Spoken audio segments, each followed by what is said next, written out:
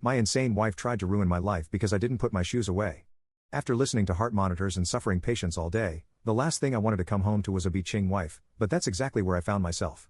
My wife is an influencer, but I am an ER nurse who works long hours.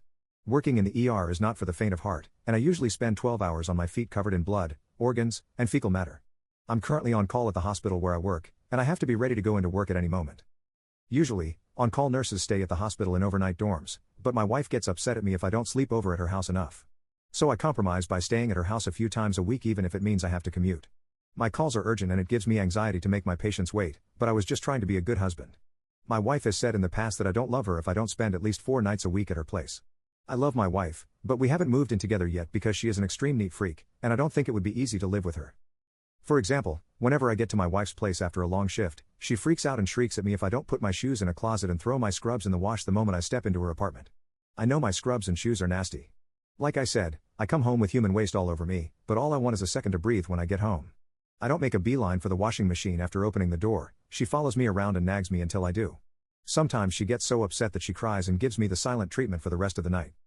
Sometimes I'm just exhausted and I would love to be able to sit down and maybe drink a glass of water before having to do effing laundry. But by far her worst habit, she has to be her constantly putting away my work shoes when I have told her over and over again that I need them ready and next to the bed. I like to keep my shoes and clothes right next to my side of the bed so I can be ready and out the door as quick as possible. Doesn't seem to understand that I'm already sacrificing time by sleeping at her place instead of the hospital, and that I need every second I can spare after I get a call. People are literally dying on the other line, and I need to be able to get to them as fast as possible. I don't know how many times I tried to explain to her how dear my commute time is without being met with an eye roll.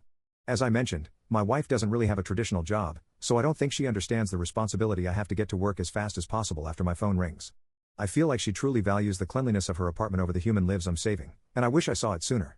At this point, we have had multiple arguments about her hiding my shoes and making me late for work, but all she has to say is that she didn't want my filth all over her nice apartment. I had been working these on-call shifts for weeks at this point, and I could feel my patience burning up between my wife's constant nagging and the stress I was facing at work.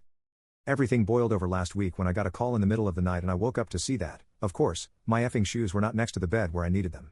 I was being called in because there had been a local fire in the middle of the night and there were dozens of injuries and burn victims.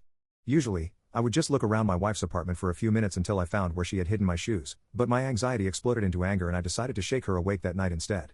I can admit that I was frustrated and I may have been yelling at her, but my frustration had been building for months and I had been begging her to stop this. After I shook her awake, I yelled at her to tell me where my shoes were, and I told her that she was going to get one of my effing patients killed all because she was being anal freak about my shoes. She just instantly started crying and ran to her bathroom to lock herself in. She still hadn't told me where my goddamn shoes were and was refusing to answer me, so I had no choice but to leave and do a 12-hour shift in my crappy Walmart gym shoes.